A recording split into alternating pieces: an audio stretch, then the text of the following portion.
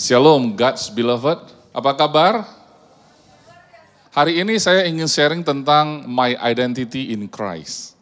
My identity in Christ. Identitas saya di dalam Kristus. Saudara, siap? Saudara, saya pernah membuat satu quote. Saya katakan bahwa sukses bukanlah tentang apa yang engkau miliki, tetapi tentang siapakah engkau. Itu berbicara tentang identitas, ya. Kalau kita berbicara tentang diri kita, kalau kita mendefinisikan siapa kita pada saat kita berkenalan, ya, katakanlah contoh Joel. Menurut kamu siapa Joel itu? Orang yang kenal Joel mungkin mengatakan Joel adalah seorang anak muda yang periang, yang ceria, yang selalu murah senyum. Anak muda, ingat ya, suatu hari Joel tidak muda lagi, bukan Joel lagi. Atau Joel pada saat-saat tertentu nggak bisa senyum, karena mungkin ada sesuatu yang dia sedang hadapi, ya bukan Joel lagi.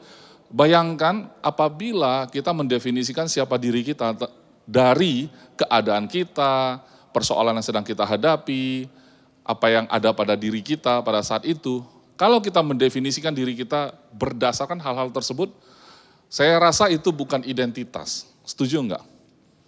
Ya, itu adalah keadaanmu. Kalau orang tanya how are you, jawabannya begitu masih oke. Ya, tapi that is not me. Ya, saya sedang sedih. Tapi sedang sedih itu adalah keadaan, bukan orangnya. Tapi kalau orang sukses, itu orang. Makanya saya bilang sukses itu adalah orangnya, bukan apa yang dia miliki. Kalau begitu, saya tidak tahu apa yang Anda miliki hari ini. Segudang persoalan, segudang kesuksesan, segudang prestasi, segudang kegagalan, itu bukanlah dirimu. Amin. Ya, karena itu bukan identitasmu. Itu bisa berubah. Bisa ditambahkan, bisa berkurang juga. Namanya juga keadaan. Umur bisa juga kita panjang umur, sehat selalu, dan juga kelihatannya wajahnya selalu awet muda. Tapi ada juga orang-orang yang tidak terlalu tua, tapi wajahnya boros. Wajahnya boros. Tapi kita nggak bisa mendefinisikan bahwa saya orangnya seperti itu. Kalau sukses itu adalah orangnya, maka saya mau garansi Anda, dimanapun Anda ditempatkan, Anda akan sukses. Kerjaan apapun yang Anda pegang, Anda akan sukses. Karena sukses melekat pada orangnya, bukan melekat pada bendanya, bukan melekat pada jabatannya. Amin? Ya, bukan terletak pada income-mu. Ya. Orang sukses itu tentu bisa mengubah keadaan. Orang sukses. Bahkan keadaan tidak bisa mengubah orang itu. Justru orang itu yang mengubah keadaan. Amin ya. Mari kita masuk di dalam satu gambar, ya. Saya mau tunjukkan di sini. Ini adalah gambar di mana ketika Kristus ada di dalamku dan aku ada di dalam Kristus, maka yang terjadi ada dua hal. Identitas kita di mata Bapa, karena Bapa adanya di surga ya, Father in heaven. Bapa di surga melihat kita, kita punya divine identity in Christ. Kita punya identitas yang sempurna. Oleh sebab itu ketika Bapa melihat kita, dia melihat Kristus 100%. Dia melihat sebagai anaknya sendiri. Dia tidak melihat lagi sebagai Iskandar. Ya. Tetapi pada saat kita di mata orang dunia, kita terlihat orang pada umumnya. Enggak mungkin kan kalau kita dalam Kristus terus kita tiba-tiba ada cahaya di belakang. Enggak mungkin. Kita tetap berpakaian seperti orang biasa, kita tetap berbicara seperti orang biasa, kita tetap kelihatan biasa di depan manusia. Bahkan ketika saudara mengikuti pendeta berdoa, menerima Yesus menjadi Tuhan dan Juru Selamat, dan pastor itu mengatakan, selamat, Anda sudah menjadi anak dari Allah yang Maha Tinggi. Anda mungkin merasa bersyukur, tapi waktu Anda bercermin, sepertinya wajahnya masih sama. Wajahnya sama, tidak ada perubahan secara fisik. Tetapi sebenarnya yang berubah adalah perfect identity in Christ. Ketika kita paham soal hal ini, maka sekarang mungkin kita perlu memahami dulu ya. Kalau kita lihat di gambar ini, Bapak Ibu, maka bagaimana manusia melihat diri kita, sekarang saya konteksnya adalah kita sudah dalam Kristus. Ya, kita sudah dalam Kristus. Konteksnya dunia melihat kita, saya sebelah sini ya, dunia melihat kita dengan Bapa melihat kita, itu berbeda. Tapi saya adalah pribadi yang sama, ada dalam Kristus. Tapi dunia melihat kita, dengan Bapa melihat kita itu berbeda.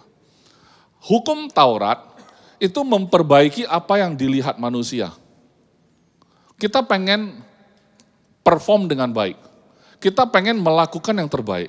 Kita pengen tidak melakukan kesalahan. Saya yakin manusia lahir ke dunia ini, dia itu polos. Ya, dia tidak mungkin punya intensi mau jadi orang jahat. Tidak mungkin dia lahir ke dunia ya, punya impian, cita-citanya adalah menjadi pembunuh. Tidak mungkin. Tidak mungkin. Tetapi ketika berjalannya waktu menjadi semakin dewasa, apa yang dia lihat di dunia ini, dia anggap itu adalah kewajaran bagi dia. Oleh sebab itu kenapa yang namanya parenting itu penting katanya ya. Karena dunia pertama bagi seorang bayi adalah keluarganya. Setelah dari keluarga, dia mulai dalam pergaulan dia, kemudian semakin dewasa, remaja, dia melihat contoh di luar orang tuanya. Makanya saya dulu pernah bercanda sama anak perempuan saya ya, mungkin bagi seorang anak perempuan yang baru lahir, katanya the first love-nya itu adalah ayahnya. Karena cowok pertama yang dia lihat adalah papanya sendiri ya. Enggak ada cowok lain di dunia ini papanya sendiri. Tapi begitu dia beranjak mulai remaja, mulai dewasa, banyak cowok-cowok lain yang lebih keren. Ternyata papaku bukan yang paling keren. Ketika dia ketemu sang pangeran yang membuat dia jatuh cinta, oh ternyata ini baru laki-laki. Ya, persepsinya bisa berubah seiring berjalannya waktu dan kesempatan dia bertemu lebih banyak orang.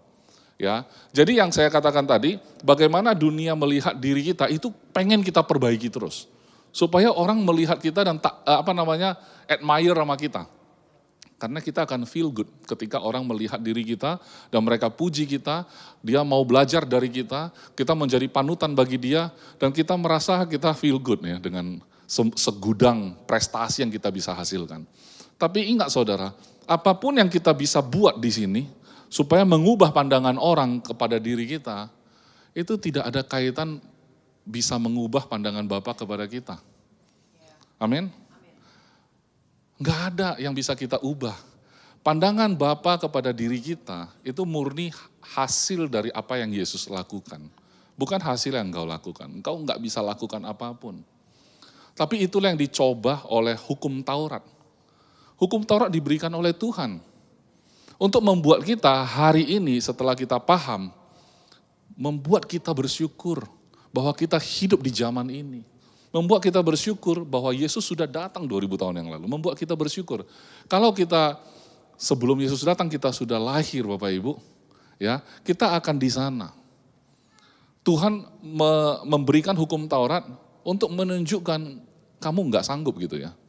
Tapi orang akan selalu berusaha. Sampai hari ini, ya, berhubung kita bukan orang Yahudi, hukum Taurat tidak berlaku juga untuk diri kita.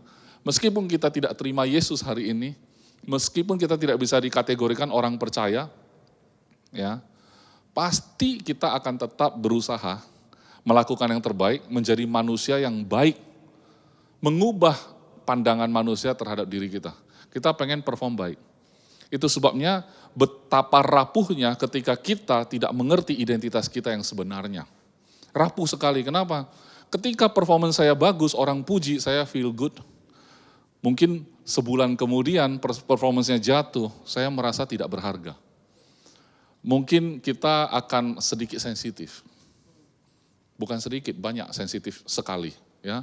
Mungkin enggak disapa aja langsung sensitif. Mungkin karena omset saya jelek nih, makanya dia enggak sapa saya. Ya kan? Padahal kemarin, bulan lalu, performance-nya bagus, orang juga enggak sapa dia. Dia bilang, saya enggak butuh lu, enggak usah sapa juga enggak apa-apa, gua the best. Tapi begitu dia yang drop, dia perasaan sendiri. Orang enggak sapa dia, dia rasa ya. Mungkin gara-gara dia nggak sapa saya, gara-gara omset saya lagi jelek. Nanti bulan ketiga, jadi up and down-nya dia yang akibatin sendiri. Nggak ada orang bermaksud begitu. Betapa rapuhnya ketika kita mendasarkan siapa diri kita, berdasarkan apa yang kita sudah capai dalam hidup ini. Dan pencapaian-pencapaian itu dengan segera bisa disalib orang loh Bapak Ibu. Pada saat itu, apakah kamu berubah? Nah, kemarin saya meeting, ada acara ya, event 3 hari, saya ketemu teman lama banyak sekali, ngobrol-ngobrol. Dia tanya saya, kenapa kamu bicara tentang perlindungan, karena saya di bisnis asuransi, tentang perlindungan kamu yakin banget. Kenapa kamu kayaknya bisa kepikiran aja ide-ide yang nggak pernah terpikir. Contohnya ya saya mengatakan sebenarnya perlindungan asuransi kayak vaksin. Karena yang bicara sama saya dokter. Saya bilang kayak vaksin. Emang kenapa? Lu bayangin orang dulu kalau belum ketemu namanya vaksin polio, ya kan? Tiba-tiba orang kena polio tuh, cacat langsung anak itu. Nah sekarang sudah ada ketemu vaksin. Dan kita dengan sadar tidak mau vaksin. Suatu hari anaknya kena polio, apa enggak disalahkan dunia akhirat sama orang? Kenapa lu enggak vaksin anakmu kemarin? Oh saya enggak mau, saya enggak percaya vaksin misalnya. Atau saya ngotot, saya enggak mau vaksin pokoknya. Itu kan hikmat dunia, saya enggak mau misalnya ya. Tapi sama dengan asuransi. Sudah ada ketemu program yang nama asuransi. Kita dengan sadar tidak mau misalnya. Tiba-tiba kejadian. Terus orang tanya, kenapa kemarin lu enggak beli misalnya. Kan ada yang namanya asuransi kan ya. Dia bilang enggak saya enggak percaya. Tapi begitu kena ya. Jadi sebenarnya vaksin itu sama ya, orang akan salahin kita kenapa lu enggak beli asuransi, BPJS atau apapun yang bentuknya perlindungan. Karena sudah ada program itu misalnya. Dokter itu mendengar penjelasan saya, kenapa kamu bisa berpikiran begitu ya? Saya bilang identitas saya, saya enggak peduli orang melihat asuransi seperti apa. Oh kamu agen ya, kamu bicara kayak gini kan kamu agen. Saya enggak peduli orang melihat saya apa. Karena saya melihat diri saya sedang menolong dia, memberi penjelasan kepada dia. Kemudian saya tweak sedikit pembahasan saya. Sebenarnya ini spiritual, saya bilang gitu. Since mereka tahu saya pastor, kesempatan bagi saya. Identitas yang mengenai bukan orang lihat kamu seperti apa yang penting, tapi kamu lihat dirimu seperti apa, itu jauh lebih penting. Tapi yang lebih penting lagi, karena ini spiritual saya bilang, apa yang Tuhan lihat dari diri saya, itu jauh lebih penting. Kamu tahu kan saya Kristen, orang Kristen itu percaya Tuhan adalah Bapa. Jadi saya percaya saya anak Tuhan. Wah, kalau saya anak Tuhan, saya melihat diri saya disayang sama Tuhan, saya takut apa di dunia ini? Saya bilang gitu. Apalagi cuma ngomong asuransi ke orang, apa yang saya harus takutin? Stres dia ya dengernya. Betul juga ya. Cuman ngomong gitu aja takut ya, takut ditolak orang, takut nanti apa. Terlalu banyak pikiran yang harusnya tidak perlu kita pikirkan. Kan begitu ya. Jadi saya punya kesempatan banyak berbicara tentang identitas. Pastor Yudi ketika menyampaikan bahwa tahun ini tema kita adalah Divine Identity. Wah, saya rasa itu adalah sesuatu yang alamiah banget. Karena setiap dari kita harus paham itu memang.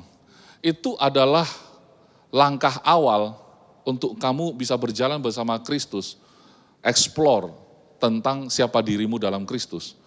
Kalau kamu explore terus, maka kamu akan perform bagus.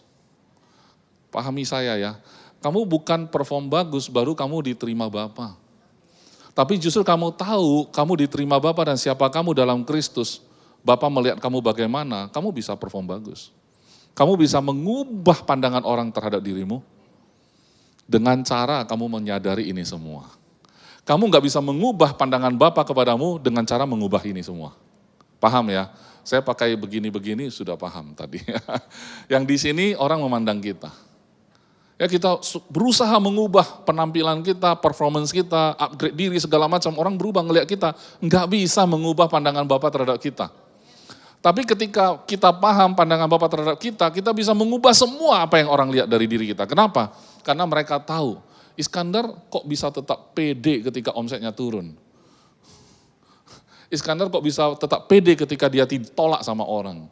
Kenapa Iskandar tetap pede ketika diomongin dari belakang? Orang dia juga udah tahu tapi dia tetap bisa berdiri tegak, contohnya ya.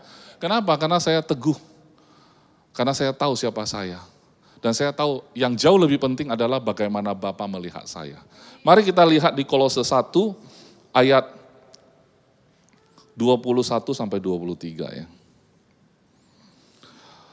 Mungkin yang 27 dulu, sorry. Slide yang 27, Kolose 1:27. Oke, ini dulu ya kita lihat. Kepada mereka Allah mau memberitahukan betapa kaya dan mulianya rahasia itu di antara bangsa-bangsa lain. Yaitu apa? Kristus ada di tengah-tengah kamu. Kristus yang adalah pengharapan akan kemuliaan. Cuman bahasa Indonesia ini agak lucu. Kristus ada di tengah-tengah kamu, seolah-olah Kristus itu ada di antara istri dan anak saya, itu di tengah tuh. Di antara Shannon dan Pastor Lita, di tengah antara kamu tuh. Bukan. Tapi bahasa Inggris, to them, God has chosen to make known among the Gentiles the glorious riches of the mystery, this mystery, which is Christ in you, the hope of glory. Kristus di dalammu. Dulu saya pernah mengatakan bahwa ketika kita paham identitas kita dalam Kristus, tapi sorry itu Bapa lihat kita dalam Kristus. Dunia ngelihat kita tetap diri kita yang ada di depan. Kenapa? Karena dunia ngelihat Kristus dalam kita. Bapa melihat kita dalam Kristus, jadi yang kelihatan Kristusnya nih.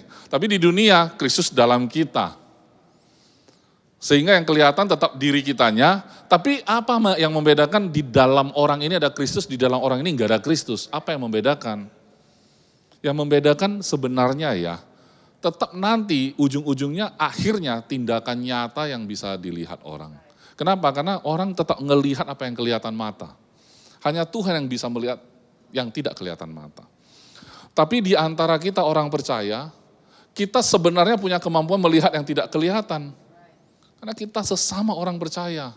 Kita enggak mungkin bisa dipecah belah.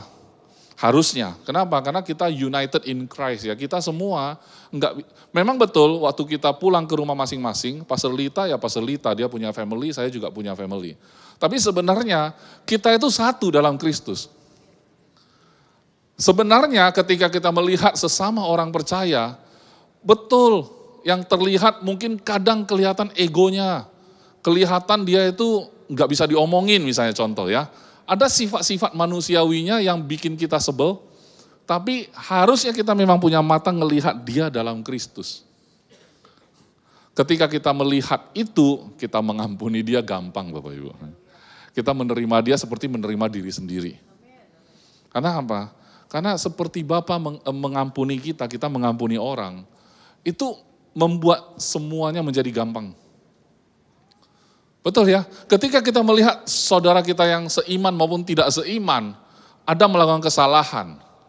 Lihat saja Bapak betapa mengasihimu walaupun kamu begitu banyak salah. Membuat kita easy untuk mengampuni. Betul ya? Lihat alurnya, selalu dari Bapak dulu kita gampang kalau kita tinggal menyalurkannya. Makanya yang tadi ini, identitas dalam Kristus, Bapa melihat kita, membuat kita gampang mengubah performance kita. Ini rahasia 2026 Bapak Ibu. Saudara akan lihat, kalau kata dunia 2026 banyak resesi akan terjadi, itu kan dunia. Saya kan sudah berkali-kali mengatakan, karena ekspertis orang dunia, taunya begitu. Dia kan nggak tahu, karena dia bukan ekspertis di dalam hal kerajaan surga.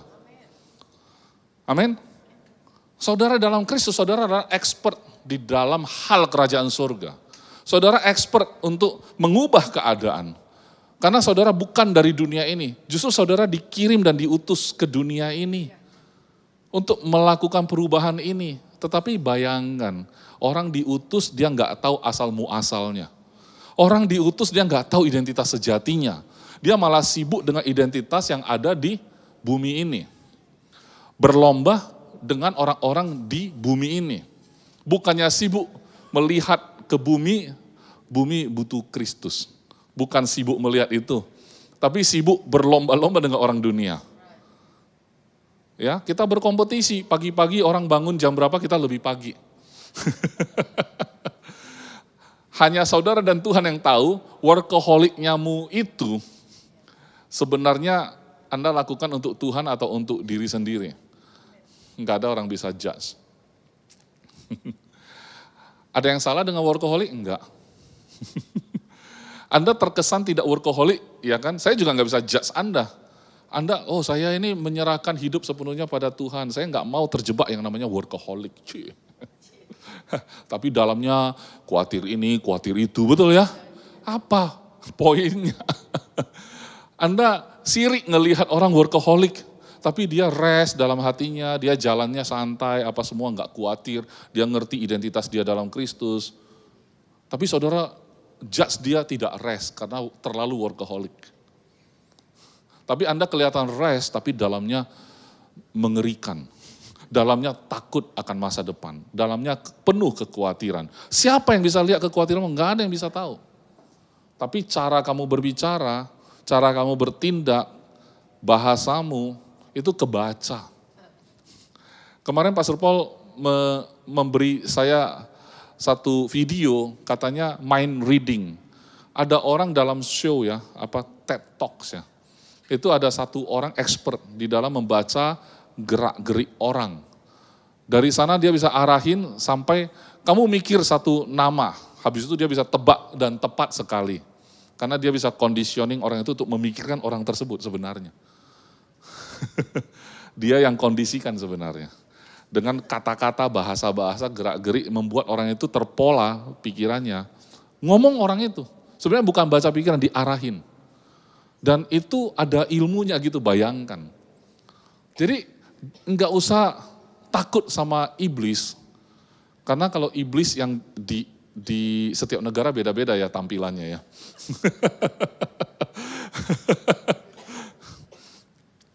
Mungkin kalau di negara barat sana mungkin udah enggak terlalu yang vampir apa semua yang menakutkan. Kalau di sini kan ada suster ngesot, ada sundel bolong, ada apalagi pocong atau apa yang menakutkan kita, yang berdarah-darah gitu kan. Tapi kalau orang yang nggak percaya itu, ada setan yang berbentuk berbeda, misalnya bentuknya cahaya gitu kan. Itu juga setan juga gitu loh. Tapi maksud saya, setan bentuk apapun tidak bisa baca pikiran kita sebenarnya. Cuma memang betul dia bisa baca gerak-gerik kok. Dia tahu apa yang biasa membuat kamu khawatir. Ya. Bahasa kamu yang dikeluarkan, nggak usah setan deh, manusia sesama teman aja kita kadang bisa tahu. Lu kenapa? Enggak kenapa. Emang kenapa? Enggak, ada yang nggak beres, pasti. Kenapa? Akrab. Sudah akrab kita tahu sebenarnya. Ya, oke? Nah, kita akan masuk di Kolose 1, ayat yang Kolose 1 ayat 21 sampai 23. Oke. Juga kamu yang dahulu hidup jauh dari Allah dan yang memusuhinya dalam hati. Bayangin ya, jauh dari Allah bukan cuma jauh tapi jadiin Allah musuh loh. Tapi dalam hati, enggak diungkapin. Dan pikiran seperti yang nyata dari perbuatanmu yang jahat. Pikiran bisa dibaca dari perbuatan kan, ini buktinya ya. Ya, pikiran seperti yang nyata dari perbuatanmu yang jahat. Pikiran jahat bisa kelihatan dari perbuatan. Ayat 22, tapi hal itu sekarang diperdamaikannya. Siapa yang memperdamaikan? Tuhan. Di dalam tubuh jasmani Kristus. Oleh kematiannya. Tuhan kita bukan Tuhan yang omong doang. Kenapa? Karena kalau dia mau memperdamaikan kita, dia nggak bisa hanya ngomong, oke, kita sekarang sudah damai ya. Enggak. Dia akan selesaikan, melakukan proses perdamaian di dalam tubuh jasmani Tuhan. Oleh sebab itu Tuhan perlu datang jadi manusia, agar benar-benar ada wujud tubuh. Tubuh Kristus, tubuh jasmani Kristus. Oleh kematiannya, disitulah dia selesaikan semua dengan cara menanggung semua kelemahan kita. Menanggung semua dosa kita. Ini adalah ilmiahnya, saintifiknya.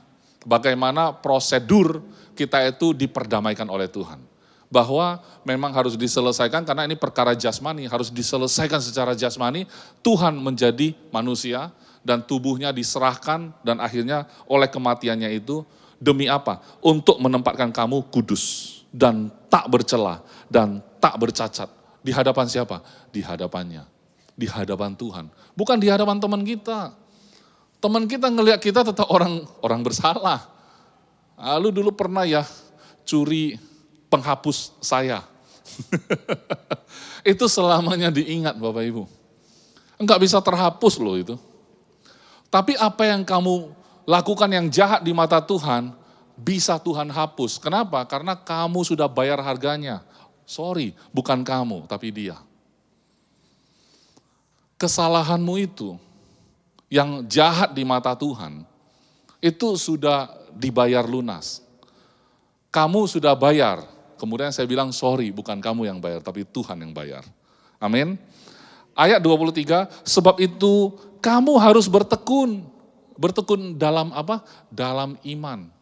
Saya memaknai bertekun dalam iman bukan sesuatu yang bertekun dalam iman itu adalah menunjukkan bahwa kita harus rajin ini, rajin itu. Bukan yang seperti itu bertekun. Artinya kita benar-benar mencermati bahwasanya aku ini percaya, menaruh percaya pada Kristus. Iman itu adalah sesuatu yang tidak kamu lihat tapi kamu percaya kan? Dan itu yang kamu tekuni Bapak Ibu. Apa yang kamu tekuni? Percayamu itu. Dan tetap teguh ya, tetap teguh dan tidak bergoncang. Dan jangan mau digeser dari pengharapan Injil yang telah kamu dengar dan yang telah dikabarkan di seluruh alam di bawah langit. Ya. Dan yang aku ini Paulus telah menjadi pelayannya. Saudara, memang saya perhatikan, ini pengamatan saya sendiri, dan menurut keyakinan saya, kayak Panji ya.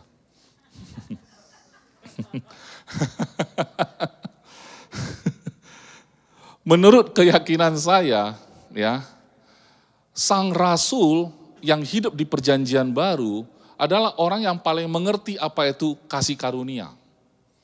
Tapi di zaman sekarang, orang mau mendengar Injil tentang kasih karunia, sesuatu yang pokoknya membuat dia nyaman, membuat dia senang, membuat dia apa ya, pokoknya hidup ini harusnya saya nggak boleh sakit ya, pokoknya oleh kasih karunia saya nggak boleh susah, nggak boleh miskin, saya nggak boleh mengalami hal-hal yang buruk. Makanya karena kita tidak paham ya, maka kita akan bingung ketika hal buruk sedang terjadi dalam hidup kita. Kita bingung, apakah aku under grace atau tidak? Kalau under grace kenapa masih begini aku ya? Kayaknya ada yang salah deh. Atau mungkin grace ini kurang kali, harus ditambah. Zaman dulu juga sudah ada pemikiran begitu. Tetapi ketika kita, menurut keyakinan saya tadi bahwasanya sang rasul, dia jauh lebih ngerti tentang kasih karunia, tapi dia menyebut dirinya adalah pelayan. Pelayannya. Kenapa? Pelayan apa? Pelayan Injil kasih karunia. Injil yang diberitakan di seluruh alam di bawah langit, kata Paulus. Dan oleh yang aku ini, Paulus katanya telah menjadi pelayannya. Paulus melayani pengabaran Injil. Untuk itu dia menempuh banyak sekali resiko. Zaman hari ini kalau kita paham kasih karunia, apa kita kepikiran menempuh resiko? Boro-boro dikit aja ada masalah sama diri kita udah pikir doktrin kita salah enggak? Pokoknya kita mau hidup yang nyaman bener. Enggak ada yang lebih paham tentang kasih karunia selain rasul-rasul. Sang rasul sudah pernah ketemu Yesus. Rasul-rasul ya, rasul-rasul. Yang disebut rasul itu salah satu ciri-cirinya adalah pernah ketemu Yesus. Paulus ketemu Yesus. Dengan cara waktu dia perjalanan ke Damsyik. Tapi Yesus pada waktu itu sebenarnya sudah naik ke surga. Tapi dia hadir di depan Paulus, yang Paulus sendiri nggak bisa ngelihat dia sampai buta. Tapi ketemu, encounter. Ya, baru bisa dinyatakan sebagai rasul. Dan rasul-rasul itu paham kasih karunia. Dan mereka, lihat saja hidupnya. Mereka abdikan seluruhnya untuk pengabaran Injil. Tidak meluangkan waktunya untuk memperhatikan hidup diri sendiri. Kenapa? Karena mereka tahu yang perhatikan mereka adalah Tuhan sendiri. Ya, kenapa? Karena bagi mereka nggak penting lagi apa yang dunia lihat tentang diri mereka. Justru mereka merasa apa yang Tuhan lihat dari diri mereka itu membuat mereka merasa berhutang nyawa sama Injil. Paham ya? Coba rasakan vibes-nya beda tuh. Vibes-nya beda dibandingkan zaman sekarang orang dengar Injil kasih karunia mau relax duduk tenang di kursi. Coba giliran kita ajak mau ke perjalanan misi, ada yang tertarik enggak kira-kira?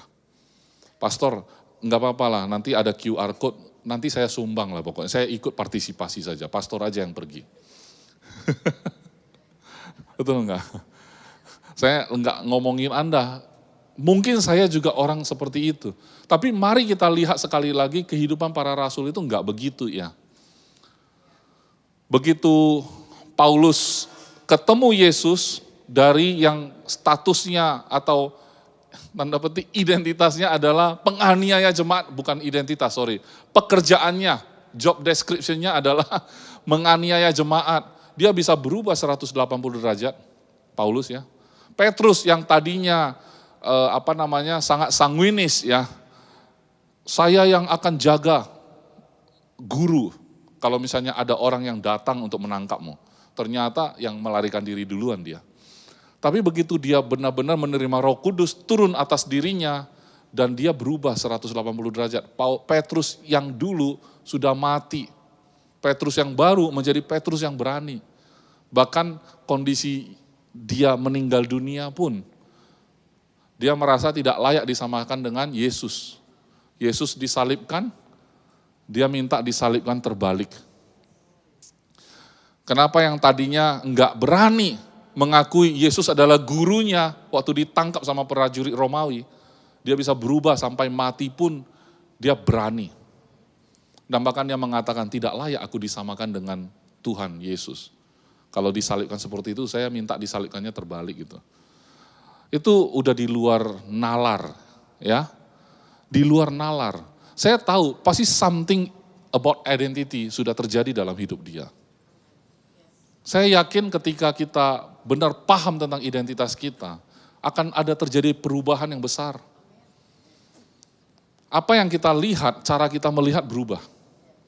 Bukan orang lihat kita yang berubah, kita melihat segala sesuatu yang berubah. Ya, bukan orang lihat kita yang berubah. Tapi saya yakin dan percaya cepat atau lambat orang lihat kita akan berubah. Pasti. Tapi jangan fokus ke sana, fokus ke identity. Saat Anda fokus ke identitimu tentang siapa dirimu, cepat atau lambat ini akan bereaksi. Tapi jangan kejar dari sini untuk mengubah sini. Jangan kejar tentang apa yang kamu bisa lakukan untuk mengubah pandangan Bapa terhadap dirimu. Bapa melihat kepadamu tidak pernah akan berubah lagi. Terlepas dari performance-mu yang naik turun itu. Yang kadang-kadang bagus, kadang-kadang tidak. Ya. Berikutnya kita akan melihat di ayat berikutnya, Kolose 2 ayat 9 sampai 12. Kalau saya buka kayak gini, Kolose kayaknya banyak tadi ya. Ayo nanti pulang ke rumah, lahap aja satu buku Kolose. Kan begitu. Hatimu pasti ada gejolak ketika kamu merasa something aku harus tahu. Ada sesuatu yang aku harus ketahui. Kebenaran yang aku ketahui tadi itu bisa memerdekakan aku. Tapi ketika orang percaya ada hal yang dia tidak tahu, itu sayang gitu loh. Sayang. Kenapa diminta untuk baca firman? Ya supaya mengetahui kebenaran. Dan kebenaran itu akan memerdekakan kita. Amin. Ya, Kolose 2 ayat 9 sampai 12. Sebab dalam dialah berdiam secara jasmania seluruh kepenuhan kealahan. Jadi rahasia tentang bagaimana identitas yang sejati dalam Kristus bisa menjadi hal yang sama juga dari dunia melihat kita. Itu dunia melihat kita itu jasmani. Jadi bagaimana kita bisa mulai transform dengan cara kita melihat kebenaran ini. Di dalam Kristus berdiam secara jasmani seluruh kepenuhan Allah. Sekarang gini aja, kalau kita nggak punya gambar, contoh yang bagus, bagaimana manusia yang punya pandangan tentang identitas yang tidak pernah goyah. Namanya Yesus pasti. Itu adalah manusia, wah nanti kalau dicuplik jadi salah nih. Yesus adalah manusia, Wah. Yesus adalah manusia yang tahu tentang siapa dirinya. Karena memang dia lahir dari Allah. Ya, gini aja, lihat Yesus secara jasmania saja. Ya, saya ajak kita melihat Yesus secara jasmania. Secara jasmania, berdiam seluruh kepenuhan Allah di dalam dirinya. Jelas ya? Dengan cara demikian, lihat cara dia jalan. Pastor, gimana cara lihat Yesus jalan? Maksud saya, lihat tindak tanduknya Yesus. Apakah penuh keraguan? Sama sekali enggak ada keraguan. Kalau orang sakit sentuh dia, jadi apa? Sembuh ya. Kenapa? Karena seluruh kepenuhan Allah berdiam secara jasmania. Jasmania, makanya kena jubahnya pun sembuh. Jasmania. Oh, sesuatu yang mungkin saya pun harus bertekun di dalam ini ya. Untuk memahami dan percaya bahwasanya sedemikian besarnya dampak yang bisa terjadi kalau kamu tahu secara jasmania kepenuhan Allah pun hidup di dalammu. Kamu bisa ubah keadaan. Keadaan datang padamu, keadaan itu berubah sendiri. Perempuan yang sakit datang menjamah jubah Yesus, sembuh dia. Karena jasmania, kepenuhan Allah berdiam di dalam Yesus. Kalau kita dalam Yesus, sama kita itu. Sekarang saya enggak memberi ruang, kalau saudara bertanya, pastor, pernah loh saya percayanya segitunya, tapi enggak terjadi kesembuhan soalnya. Jangan kasih ruang soal itu. Saya enggak peduli apapun yang pernah terjadi. Saya udah cerita di atas panggung yang sama, saya cerita orang-orang yang saya kasihi, para bapak rohani saya bisa juga nggak bisa terima kok mereka meninggalkan saya di usia mereka yang pada muda-muda juga, boleh dikatakan cukup muda. Kalau saya mau protes bisa, kok Tuhan kok bisa begitu? Jadi saya ragu dong, saya enggak ada ruang untuk itu. Karena bagi saya mendefinisikan kejadian itu adalah saat mereka sudah selesai. Mereka sudah melakukan apa yang harus mereka lakukan. Dan anyway, Yesus meninggalkan, maksudnya mati, disalibkan di usia yang muda juga. Emang kenapa? Tapi dia bangkit. Nah, orang-orang yang kita kasih itu juga sudah bangkit. Cuman kita nggak lihat. Sama kayak Yesus bangkit, kita juga ngelihat kan. Sama. Jangan taruh ruang itu dalam hati kita. Aduh, ada yang belum sembuh nih. Saya nggak kasih ruang. Walaupun ini ngomong kasarnya ya, sampai mati nggak sembuh pun saya nggak akan meragukan Tuhan. Bisa kayak gitu nggak? Saya yakin bisa. Kalau kita melihat berdasarkan firman Tuhan. Ayat 10, dan kamu katanya telah dipenuhi di dalam Dia kan? Berarti saya ngomong bukan ngomong kosong ya. Dialah kepala semua pemerintah dan penguasa. Ayat 11, di dalam Dia kamu telah disunat. Nah, kalau yang ini bukan lahiriah. Ya, bukan dengan sunat yang dilakukan oleh manusia, tetapi dengan sunat Kristus. Ini kan antara jasmani dan rohani itu nyatu. Dia mau bicara jasmani, lahiriah boleh, jasmania, kepenuhan Allah juga ada. Tapi sunat, dia sebut sunat bukan lahiriah malah. Sunat Kristus. Jadi satu pribadi yang sama, saudara dan saya, kita orang yang sama ini, berdiam seluruh kepenuhan Allah secara jasmani maupun rohani. Amin. Jasmani maupun rohani. Tetapi dengan sunat Kristus ya, yang terdiri dari penanggalan akan tubuh yang berdosa. Tanggalkan. Pastor, tapi saya kemarin lakukan kesalahan. Itu manusia lamamu yang sudah tanggal sebenarnya. Bagaimana cara menanggalkan? Dengan cara jangan fokus ke sana. Udah. Jangan biarkan dia berefek lagi dalam pikiranmu. Itu maksudnya menanggalkan. Tidak akan memberi dampak kepadamu lagi. Itu arti dari menanggalkan. Amin. Ya. Ayat 12, karena dengan Dia kamu dikuburkan dalam baptisan. Dan di dalam Dia juga kamu turut dibangkitkan juga oleh kepercayaanmu kepada kerja kuasa Allah yang telah membangkitkan Dia dari orang mati. Makna baptisan memang makna identity. Betul ya? Baptisan itu punya makna identity. Baptisan itu berbicara tentang identitas. Bukan berbicara tentang, oh ini kemarin saya dibaptis nih, jadi saya dapat sertifikat baptisan. Jadi identiti saya adalah sertifikat baptisan, bukan. Bukan. Baptisan berbicara identiti, meneguhkan bahwasanya dalam hidupmu, kamu sudah buat keputusan bahwa hidupmu bukan kamu lagi. Karena kamu dikuburkan bersama Kristus, dibangkitkan bersama Kristus. Sehingga hidupmu bukan kamu lagi. Itu makna baptisan yang sebenarnya. Kalau sudah kayak begitu, bukankah itu berbicara tentang identitas? Jelas. Jadi hari ini yang menjalani baptisan, selamat. Nikmati identitasmu dalam Kristus. Bagi kita yang sudah baptis, selamat. Harusnya dari kemarin kita sudah menikmati identitas kita dalam Kristus. Jadi kalau ada waktu-waktu kamu distracted oleh keadaan, ya sudah, nggak apa-apa, itu sudah lewat. Yang pernah terdistract oleh keadaan, ya kan, pernah meragukan karena keadaan, apakah benar enggak ini, apakah benar, pernah ragu oleh karena itu, tidak masalah. Hari ini kita kembali bersama-sama, Tuhan kasih kita kesempatan terus.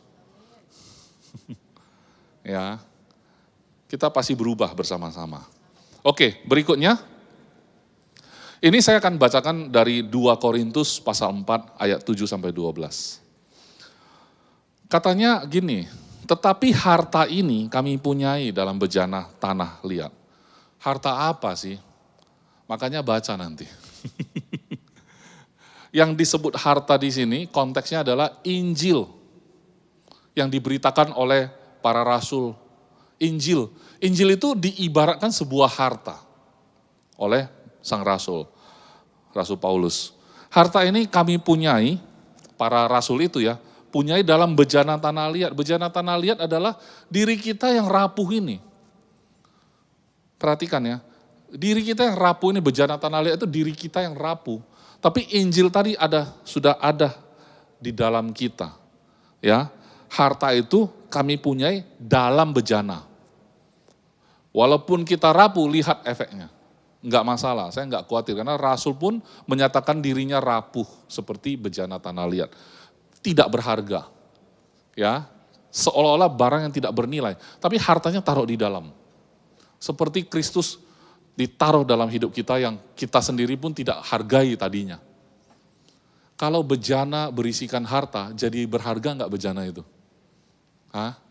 Kalau brankas, ya kan, brankasnya jelek, ada satu brankasnya bagus, bersanding nih, brankas jelek, brankas bagus. Tapi brankas jelek isinya 5 kilo emas. Brankas bagus isinya perak, pilih mana? Pilih dua-dua, katanya. Dasar. Pokoknya jangan suruh pilih lah. Misalnya nemu duit nih 100.000 dan 5.000, mau ambil mana? Ambil dua-dua, nemu kok ngambil. Kenapa harus milih? Orang di jalan kok dua-dua, ambil dua kan gitu ya. Oke. Nah jadi bagaimana kalau sudah kita lihat harta itu kita punyai dalam bejana tanah liat diri kita ini ya, supaya apa? Supaya nyata bahwa kekuatan yang melimpah-limpah itu berasal dari Allah, bukan dari diri kami. Jadi nanti kalau kita udah ngerti identitas yang begitu berharga taruh di bejana tanah liat ini, maka ketika kita performnya bagus, orang berubah pandangannya terhadap kita tidak sombong. Karena kita tahu itu kuasa bukan kuasa kita. Bukan dari diri kita sendiri. Ya, ayat 8, dalam segala hal katanya, kata Paulus, kami ditindas. Ingat ya, job desk-nya Paulus setelah jadi rasul, pemberitaan Injil. Kayak ibaratnya saudara kerja di kantor, dia kerjanya beritakan Injil gitu. Ya, kerja kalian di kantor, bisnis, dia bisnis dan kerjaannya adalah memberitakan Injil. Untuk melakukan itu dia ditindas. Namun ditindas ya, namun tidak terjepit. Kami habis akal, tapi tidak putus asa. Ini efek dari harta masuk ke bejana tanah liat. Ya, ketika kita ditindas tetap tidak terjepit. Tapi kalau habis akal nggak tahu lagi mau ngapain, tidak putus asa. Oke, ayat 9. Kami dianiaya, namun tidak ditinggalkan sendirian. Penganiayaan terbesar adalah kamu ditinggalkan sendiri. Coba ya. kita satu hari, kita nggak boleh ngomong, bisa nggak? Kuat nggak? Nggak bisa ya? Puasa ngomong sehari, nggak bisa ya? Pastor Lita susah ya? Soalnya sekarang, satu hari tidak pegang handphone aja susah. Jangankan ngomong, pegang handphone, dilarang aja nggak bisa. Amin. Ya, merasa ditinggal sendiri itu penganiayaan terbesar ya. Kalau kenapa penjara itu dikurung begitu ya? Kalau kita lihat ya, ada penjara tapi isinya 5 orang, masih ada social life. Tapi kalau udah dikurung sendiri nggak bisa ngomong. Memang nggak ditutup mulutnya, ngomong sendiri tuh, sendirian gitu ya. Itu teraniaya. Bunuh aku saja, bunuh aja aku. Ngapain aku hidup tapi nggak ngomong juga nggak ada yang dengar. Hampa sekali hidupnya.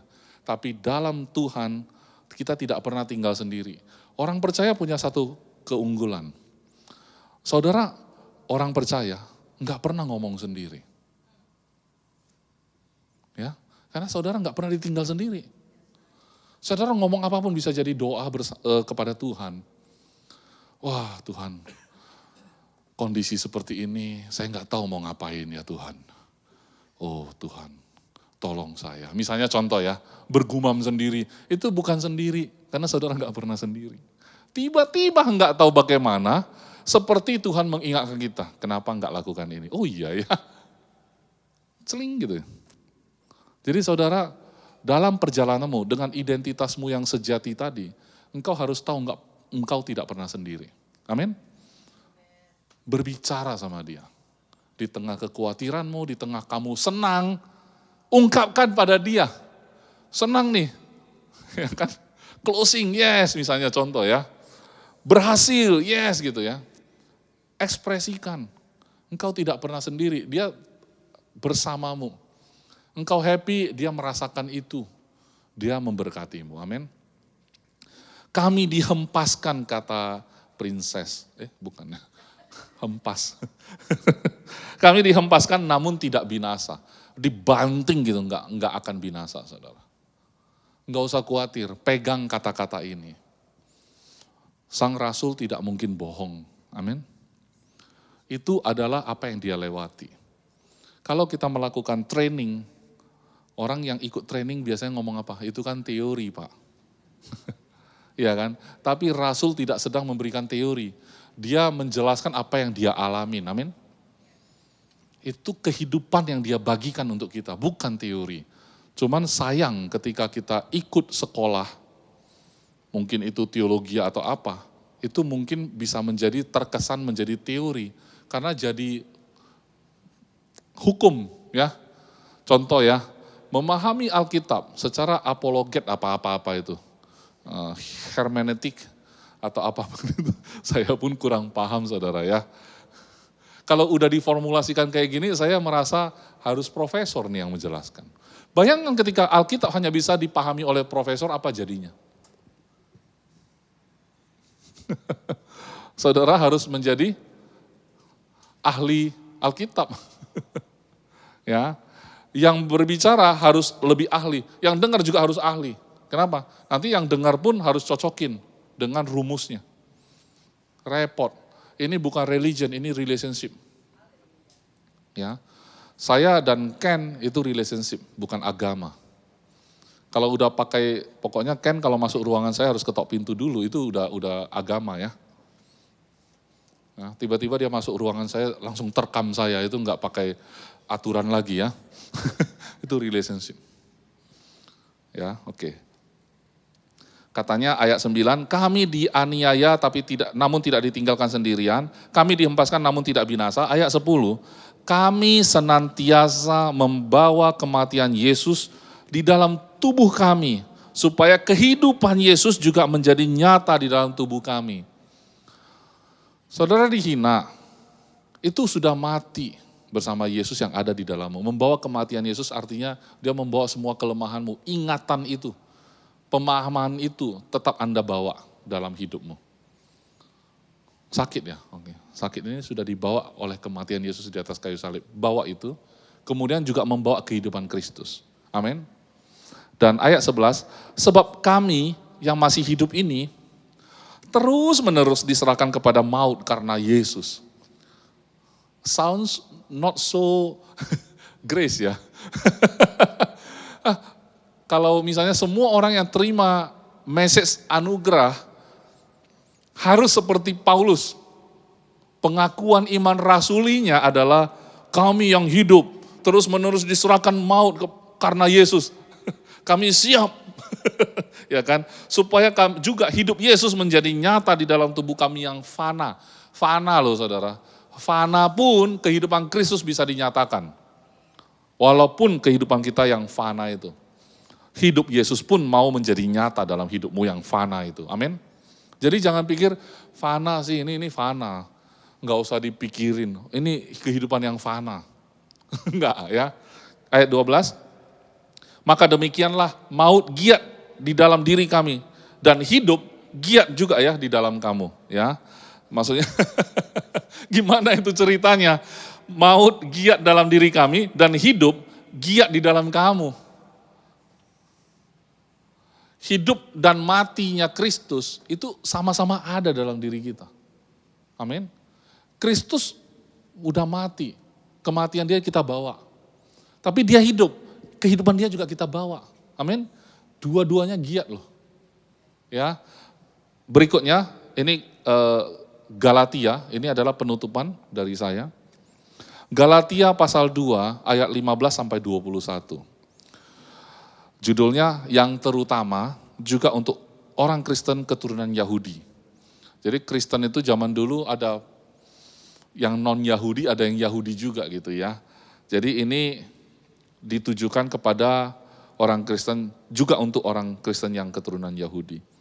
Jadi dia jelaskan begini, sang Rasul, ayat 15, menurut kelahiran, nah ini identitas dunia, oke?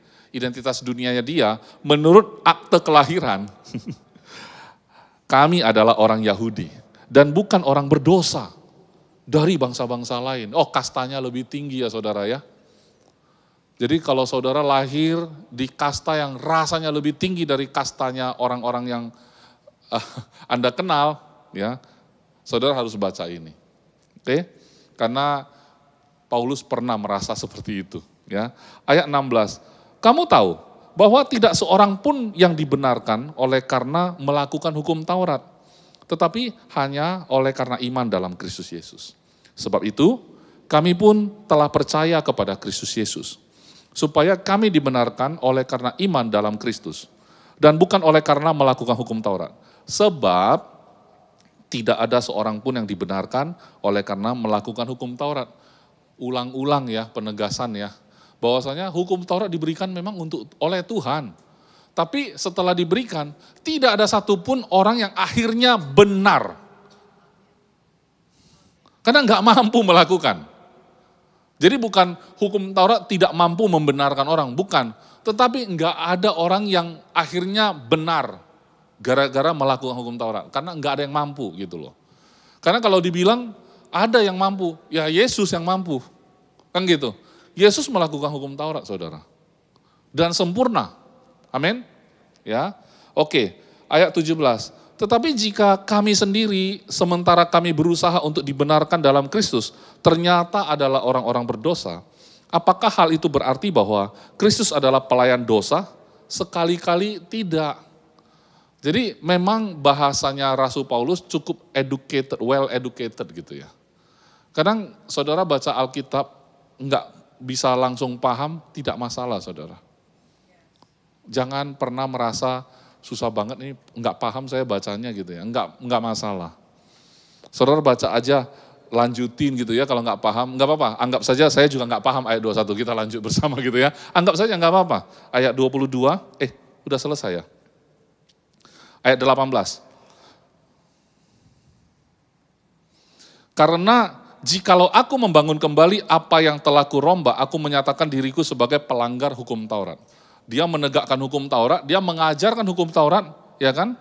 Enggak mungkin dia merombak-rombak itu. Karena kalau dia lakukan itu, di mata orang-orang Yahudi, dia itu adalah pelanggar. Ya, dia nggak mau tampil sebagai rasul karena dia sudah menjadi Kristen pada saat itu. Waktu bicara sama orang Yahudi, dia obrak-abrik itu. Nggak perlu. Nggak mungkin kalau dia obrak-abrik orang jadinya mau denger dia, nggak mungkin. Ya, ayat 19, sebab aku telah mati oleh hukum Taurat untuk hukum Taurat, supaya aku hidup untuk Allah, aku telah disalibkan dengan Kristus. Ayat 20 adalah kunci penutup untuk kita hari ini. Namun aku hidup, tetapi bukan lagi aku sendiri yang hidup, melainkan Kristus yang hidup di dalam aku. Dan hidupku yang kuhidupi sekarang di dalam daging adalah hidup oleh iman dalam Anak Allah yang telah mengasihi aku dan menyerahkan dirinya untuk aku. Aku tidak menolak kasih karunia Allah, sebab sekiranya ada kebenaran oleh hukum Taurat, maka sia-sialah kematian Kristus. Saudara, saya ulangi ayat 20, namun aku hidup tetapi bukan lagi aku sendiri yang hidup, melainkan Kristus yang hidup di dalam aku. Dan hidupku yang kuhidupi sekarang dalam daging adalah hidup oleh iman dalam Anak Allah yang telah mengasihi aku dan menyerahkan dirinya untuk aku. Saudara, dengan demikian kita paham bagaimana Bapa melihat diri kita di dalam identitas kita dalam Kristus tadi, yang gak mungkin kita ubah lagi, karena begitu Dia mengasihi kita. Dia hidup, Dia mati, mengasihi kita, menyerahkan dirinya untuk kita. Itu udah paling best dalam hidup kita. Kalau yang terbaik saja sudah ada pada kita hari ini, apa yang kita khawatirkan tentang pandangan orang, manusia, pandangan dunia terhadap kita. Justru ini akan berubah pelan-pelan seiring berjalannya kita makin paham dalam pewahyuan bahwa identitasmu yang sejati itu dalam Kristus, engkau sempurna hari ini, engkau tidak membutuhkan apa-apa yang engkau harus cari-cari. Enggak usah cari-cari yang enggak ada, saudara. Apa yang ada padamu itu jauh melebihi apa yang engkau butuhkan. Amin.